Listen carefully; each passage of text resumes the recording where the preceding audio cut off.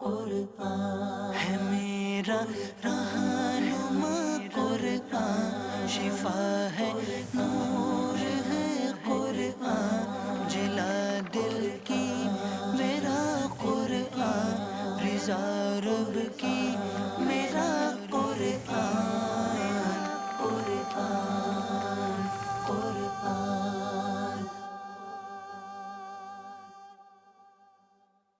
الحمدللہ رب العالمین والصلاة والسلام علی سید المرسلین، اما بعد فاعوذ باللہ من الشیطان الرجیم، بسم اللہ الرحمن الرحیم۔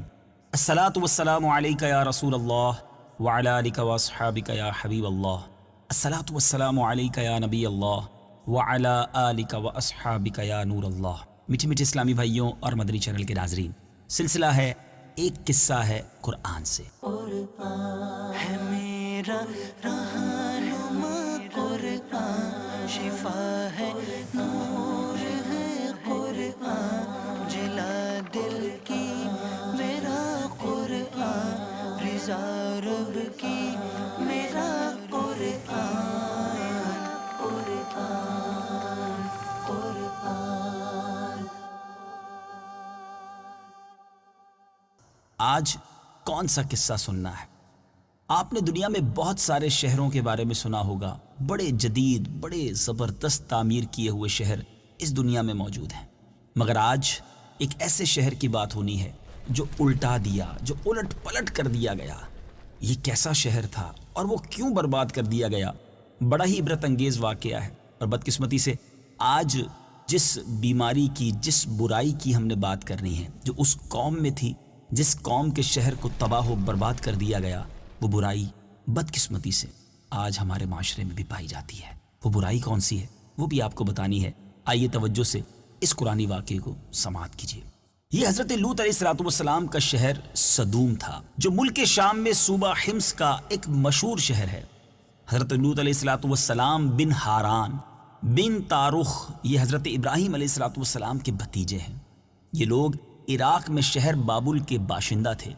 پھر حضرت ابراہیم علیہ السلام وہاں سے ہجرت کر کے فلسطین تشریف لے گئے، اور حضرت لوط علیہ السلام ملک شام کے ایک شہر اردن میں مقیم ہو گئے، اور اللہ تعالیٰ نے آپ کو نبوت عطا فرما کر صدوم والوں کی ہدایت کے لیے بھیج دیا۔ شہر صدوم کی بستیاں بہت آباد اور نہایت سر سبز و شاداب تھیں، اور وہاں طرح طرح کے باغات، پھل اور میوے موجود تھے۔ شہر کی خوشحالی کی وجہ سے اکثر جا بجا کے لوگ مہمان بن کر ان آبادیوں میں آیا کرتے تھے۔ شہر کے لوگ ان مہمانوں کی مہمان نوازی کی وجہ سے بڑے پریشان تھے، اتنے سارے مہمان، اور اب ان کی مہمان نوازی بھی کرنا پڑتی۔ اب وہ مہمانوں کی آمد سے تنگ ہو چکے تھے، مگر مہمانوں کو روکنے اور دور کرنے کی کوئی صورت نظر نہیں آ رہی تھی۔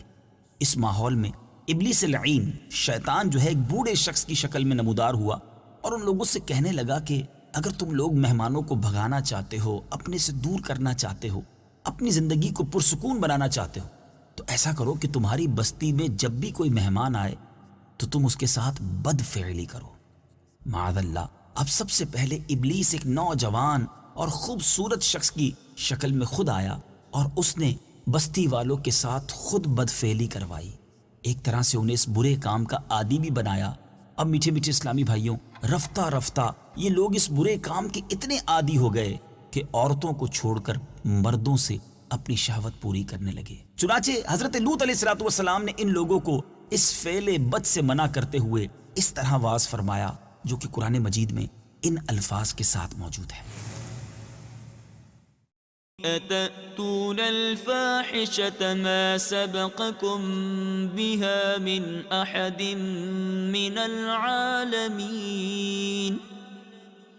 ترجمہ، کیا تم وہ بے حیائی کرتے ہو جو تم سے پہلے جہان میں کسی نے نہیں کی؟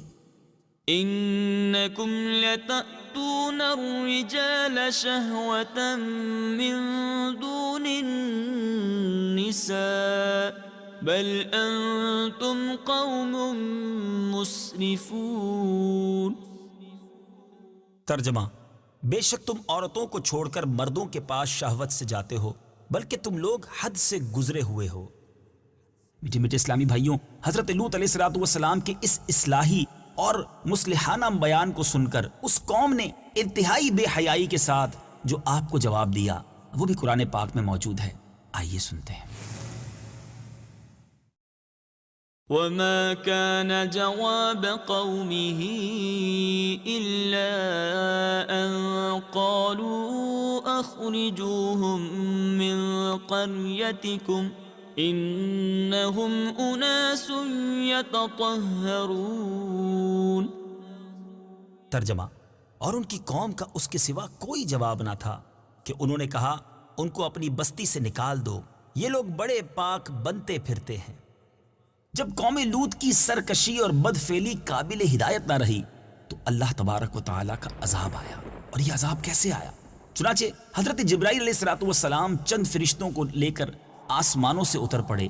پھر یہ فرشتے مہمان بن کر حضرت لوط علیہ السلام کے پاس پہنچے، اور یہ سب فرشتے بہت ہی حسین اور خوبصورت لڑکوں کی شکل میں تھے. ان مہمانوں کے حسن و جمال کو دیکھ کر قوم کے جو بدفعل لوگ تھے، جن کا یہ اب وتیرہ بن چکا تھا، انہوں نے حضرت لوط علیہ السلام کے گھر کا رخ کیا.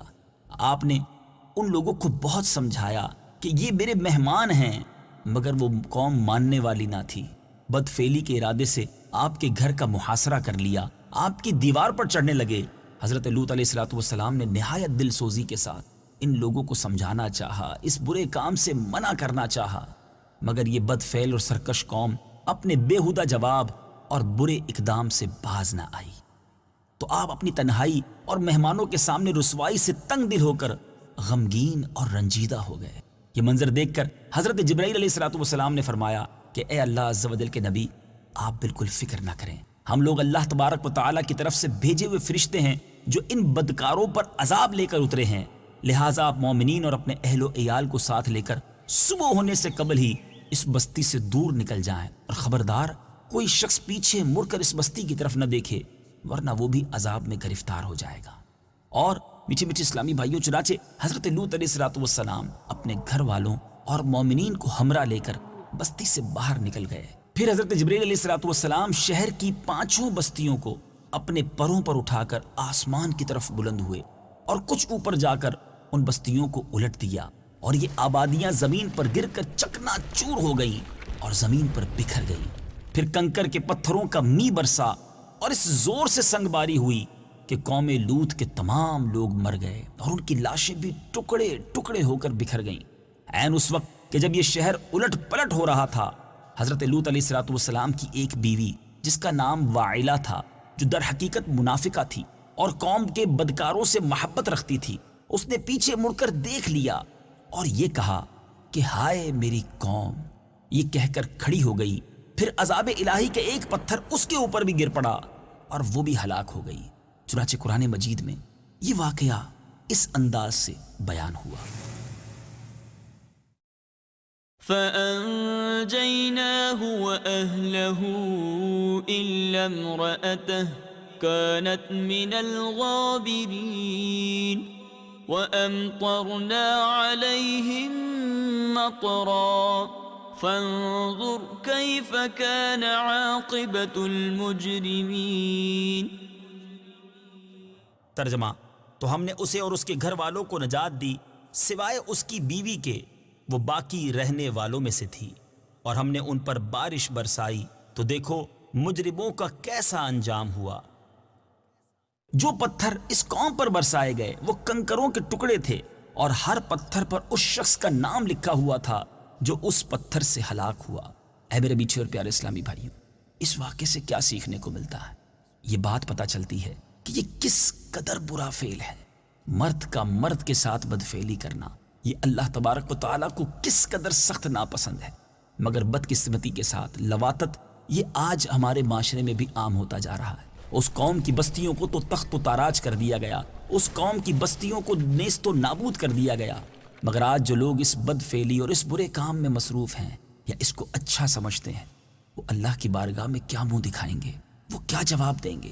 نبی پاک علیہ السلام کے چاہنے والوں، ہمارے آقا علیہ السلام کا اس امت پر ایک خاص کرم ہے کہ ہم پر عذاب نازل نہیں ہوتا، مگر ایک دن آئے گا جب ہمیں اپنے کیے کا پھل بھگتنا پڑے گا، اپنی کرنی کا جواب دینا پڑے گا.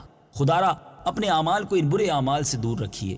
منقول ہے کہ حضرت سلیمان علیہ السلام نے ایک مرتبہ ابلیس لعین سے پوچھا کہ کہ اللہ تعالیٰ کو سب سے بڑھ کر کون سا گناہ ناپسند ہے، تو ابلیس نے کہا کہ سب سے زیادہ اللہ تعالیٰ کو یہ گناہ ناپسند ہے، یعنی اللہ کی بارگاہ میں سب سے بڑا گناہ یہ سمجھا جاتا ہے۔ وہ کیا ہے؟ ابلیس کہتا ہے کہ وہ مرد مرد سے بدفعلی کرے اور عورت عورت سے اپنی خواہش پوری کرے۔ میٹھے میٹھے اسلامی بھائیوں اور بدری چینل کے ناظرین، بات ہے بڑی عجیب، بات کرتے ہوئے بعض اوقات زبان بھی ساتھ نہیں دیتی، لیکن بیماری کی بات نہیں کریں گے تو علاج کیسے ہوگا؟ خدا را ان چیزوں سے اپنے آپ کو بچائیے اور ایسے کاموں سے بھی اپنے آپ کو بچائیے جو ان برائیوں کی طرف لے جاتے ہیں۔ یہ سخت ناپسندیدہ اور یہ فطرت کے خلاف کام ہے۔ اللہ تبارک و تعالیٰ اس امت کو ان برے کاموں سے محفوظ فرمائے اور ہم سب کو شریعت کے مطابق زندگی گزارنے کی توفیق عطا فرمائے۔ پچھلی قوم کے واقعات دراصل ہمارے لیے زبردست درس عبرت ہیں۔ ان قوموں نے ایک گناہ کیا یا ایک خطا کی، اس قوم پر عذاب نازل ہو گیا، کئی قومیں برباد کر دی گئیں، ان کا نام لینے والا دنیا میں کوئی نہ بچا۔ مگر یہ بات کرتے ہوئے کس قدر دکھ ہو رہا ہے کہ آج ہماری قوم کے اندر، آج ہم مسلمانوں کے اندر بھی کئی ایسے گناہ موجود ہیں جو پچھلی قوم نے تو ایک گناہ کیا تو برباد ہو گئے، اور شاید آج مسلمانوں میں وہ بہت سارے گناہ موجود ہیں۔ اللہ ہمیں سچی توبہ کی توفیق بھی عطا فرمائے اور اپنی رضا والے کام کرنے کی توفیق عطا فرمائے۔ مدنی چینل دیکھتے رہیے، اس طرح اصلاح کے مدنی پھول ملتے رہیں گے۔ اللہ کرے دل میں اتر جائے میری بات۔ صلو علی الحبیب صلی اللہ تعالی علی محمد صلی اللہ علیہ وسلم۔ قرآن ہے میرا رہنما، قرآن شفا ہے